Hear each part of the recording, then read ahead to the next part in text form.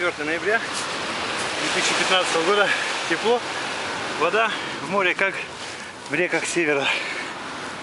Самолет.